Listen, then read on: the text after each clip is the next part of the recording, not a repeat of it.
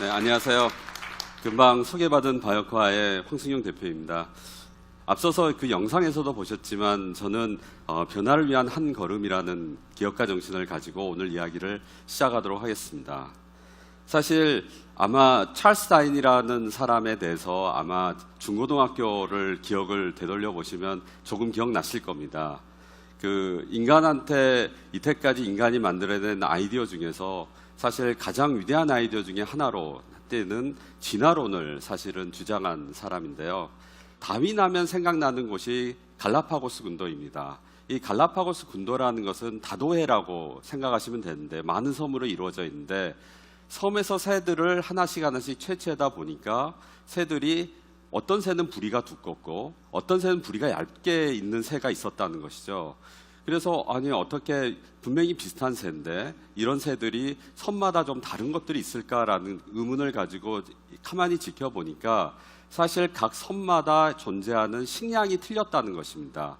한 예를 들어서 한 섬에서는 딱딱한 껍질로 둘러싸인 씨앗이 유일한 식량이었어요. 그리고 또 다른 섬에서는 구멍을 뚫고 사는 벌레들이 거의 대부분의 식량이었습니다. 그러면 새가 처음에는 다양한 종류의 부리의 두께를 가진 새들이 처음에는 존재했었습니다. 사실 여러분들이 각각 얼굴의 모양새도 틀리고 사실 키도 틀리고 하는 것들이 다 어떤 유전적으로 좀씩 다르기 때문에 그러거든요. 처음에는 다 다양했는데 거기에서 어떻게 섬으로 나누어져서 살다 보니까 자기가 먹을 수 있는 식량은 한 곳으로 제한돼 있고 그러면 딱딱한 씨앗을 잇는 곳에서는 아무래도 부리가 두꺼운 새들이 좀 잘 깨먹고 그 안에 식량을 섭취를 하게 되고 그러면 에너지를 얻어서 더 많은 자손을 낳게 되는 것입니다. 반대로 이 벌레들이 많은 곳에서는 당연히 뾰족한 부리를 가진 애들이 구멍 속에 있는 벌레들을 잡아먹고 또 많은 후손을 사실은 생산할 수가 있는 것이죠. 이런 식으로 오랜 시간이 지나다 보면 사실은 이렇게 완전히 다르게 보이는 새로 진화가 되는 것입니다. 자, 그러면 사실 그 찰스 다인이라는 과학자를 생각을 하면 다들 생물학자로 생각하시는데요. 사실 찰스 다인은 어떻게 보면 지금 21세기에 있어야 될 과학자입니다. 왜냐 그러면 이분은 지질학에서도 한 그 획을 그은 분인데 이 종의기원이라는 책을 갖다가 만들 때 가장 영향을 미쳤던 것이 바로 찰스 라웰의 지질학 개론이었습니다. 그 당시에 나왔던 되게 유행했던 책 중에 하나였는데요. 이게 뭐냐면 여러분들도 지금은 다 상식적으로 알지만 지금 여러분이 디디고 있는 땅이 안 움직인다고 생각하지만 사실은 움직인다는 것을 알고 계십니다. 그래서 대륙이 옛날에는 하나의 판게아로 모여 있다가 다 나눠져 있고 이런 것들에 대해서 이제 상식적으로 알지만 그때 찰스 라웰은 우리가 살고 있는 대륙이 움직인다. 그리고 우리가 살고 있는 대륙의 한가운데 갑자기 산이 솟을 수도 있고 강이 생길 수도 있다. 즉 환경이 변화한다는 것을 처음으로 주장을 했고 사실 그것을 들은 이 찰스 다인은 생각을 해봤어요. 그러면 내가 처음에 지금 알고 채집했던 이 새들이 처음에는 다 다양했었는데 이렇게 환경이 변해서 얘네들이 가운데 산이 생기면 두 개의 다른 환경으로 변하게 되고 이 변한 대로부터 아마 각자 그 환경에 맞게끔 더 적응을 잘하는 애들이 결국은 새로운 종으로 계속해서 자손들을 만들어냈구나. 그래서 바로 종의기원이 나왔고 그리고 그게 바로 진화론이라는 그 얘기를 만들어낸 것입니다. 그러면 생물학하고 지질학은요 지금도 학과가 다를 정도로 완전히 다른 학문 분야예요. 요새 얘기하는 융합을 정말 1800년도 때 얘기를 한 거고 진화론은 더 엄청난 겁니다. 지금은 상식적으로 진화론, 그게 맞지. 다 초등학교 때부터 다 가르쳐요. 하지만 그 당시 때 여러 가지 신에 의한 이런 여러 가지를 얘기하고 있는데 원숭이가 우리의 형제였어. 라고 주장을 하는 진화론을 얘기할 정도로 정말로 창의적이고 지금 김영세 회장님이 말씀하시는 정말로 퍼플피플 중에 한 사람이라고 저는 생각을 합니다. 그래서 제가 이 찰스 다인의 이야기를 한 거는요. 사실은 이렇게 환경이 변화하면서 그 살아남은 종들이 있듯이 사실은 기업도 기업의 환경이 변화하고 그것을 어떻게 적응을 하느냐에 대해서 고민을 하다가 제가 그 이야기를 시작한 것입니다. 자연 선택설이 결국은 찰스 다윈이 얘기를 해서 자연환경이 변화하면 거기에 적응하는 종들이 살아남는다라는 것이고, 그러면 여기 계신 모든 기업인 분들이 지금 살고 있는 이 환경은 도대체 뭐냐, 기업의 환경은 뭐냐, 그리고 기업에서의 자연은 뭐냐라고 한번 제가 고민을 해봤습니다. 소비자의 환경이 변화를 하면 적응할 수 있는 기업만이 생존한다는 것이죠. 그래서 제가 생각한 것은 자연 선택설과 비례를 해서 소비자의 선택이다라는 것을 얘기하고자 합니다. 소비자들이 있어야지 그 소비자들의 필요한 제품을 만들 수가 있고 서비스를 할 수가 있습니다. 만약 소비자가 외면하면 거기 기업은 더 이상 생존할 수가 없겠죠. 그래서 제가 생각하는 이러한 그 기존의 자연 선택설이 자연계에서 존재하는 거라면 기업한테는 소비자의 선택이 아마 남아있는, 어떻게 보면 이 소비자의 선택을 어떻게 잘 적응하느냐가 이 기업인들한테는 상당히 중요하다고 생각을 합니다. 그래서 사실 지금 조금 전에도 이렇게 4차 산업혁명에 대한 얘기가 나왔는데요. 저도 4차 산업혁명에 대해서 전문가는 아니지만 4차 산업혁명을 간단하게 얘기를 하면 AI, IoT 이런 얘기를 하면서 초연결, 초지능화 시대라고 얘기를 합니다. 그러면 지금 여기 그 기업을 운영하시는 입장에서 다들 고민을 하고 계시죠. 나는 4차 산업하고는 전혀 상관없는데, 나는 4차 산업에서 뭔가를 해서 내가 그 기업을 성장시켜야 되는데, 여기서 얘기하는 100년 기업을 내가 가려면 지금 이 변화를 분명히 따라가야 된다라는 사실은 고민들을 많이 하실 거라고 생각합니다. 그래서 제가 이거를 아까 제가 말씀드린 대로 소비자의 선택이라고 하는 그런 이야기로 함축해서 본다면 4차 산업혁명 시대의 소비자는 누구냐라고 제가 고민을 해봤어요. 그러면 옛날에는, 지금도 마찬가지지만 집단이 하나의 소비자였습니다. 항상 생각을 하면 내가 생각하는 이 제품은, 이 서비스는 내가 실버 세대를 위한 제품이고 서비스입니다. 저희 회사에서 만드는 거는 10대를 위한 것입니다. 또는 어느 지역에 있는 사람입니다. 장애인을 위한 것입니다. 어떤 병을 가지고 있는 사람입니다. 이런 상당히 큰 집단을 가지고 고민을 하고 시장 조사를 하고 많은 돈을 들어서 컨설팅을 해서 내가 어떻게 하면 이 집단을 한테 팔 수 있는 제품과 서비스를 할 건가를 고민을 많이 하셨을 겁니다.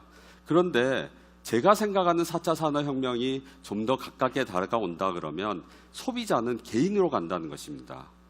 이게 무슨 얘기냐면요, 개인들이 어떤 것을 원하는지를 옛날에는 몰랐어요. 알 수 있는 방법이 없었습니다. 그렇지만 4차 산업혁명에 의해서 모든 것이 초연결되고 초지능화가 되면 개인이 원하는 것이 무엇이고 개인이 어떤 것을 내가 필요로 하는지를 알게 되고 개인한테 맞는 서비스를 제공할 수 있는 많은 혁명적인 새로운 직업과 새로운 제품 서비스가 생겨날 거라고 봅니다. 3차 산업혁명을 보통 얘기하는 게 인터넷이잖아요. 인터넷 연결 후에 얼마나 많은 사실 새로운 직업이 생겼습니까? 그런 뜻이 사실 이렇게 초연결, 초지능화 시대 때는 지금 하시는 산업에서 개인한테 그러면 내가 맞출 수 있는 게 뭐냐를 고민하시면 그래도 조금 답이 나오지 않을까 제가 생각합니다. 그래서 저희 바이오코아도 개인의 맞춤 서비스를 하고 연구를 하는 그런 바이오 기업입니다. 자, 그럼 바이오코아에 대한 소개를 간단하게 몇 페이지에 대해서 제가 말씀을 드리겠는데요. 바이오코아의 사업 영역은 D2D입니다. 드럭 투 DNA입니다. 저희는 약물을 분석을 하고 또는 DNA를 분석을 하는 그런 일을 하고 있습니다. 그래서 이런 것들을 바탕으로 저희는 그동안 2001년에 창업해서 지금까지 계속해서 많은 연구들을 하고 있습니다. 그래서 저희가 이 임상시험 수탁기관이라고 하는 이거를 한 역사를 제가 쭉 한번 간단하게 정리를 해보면요. 2001년에 약물 생동 분석이라는 것으로 시작을 했습니다.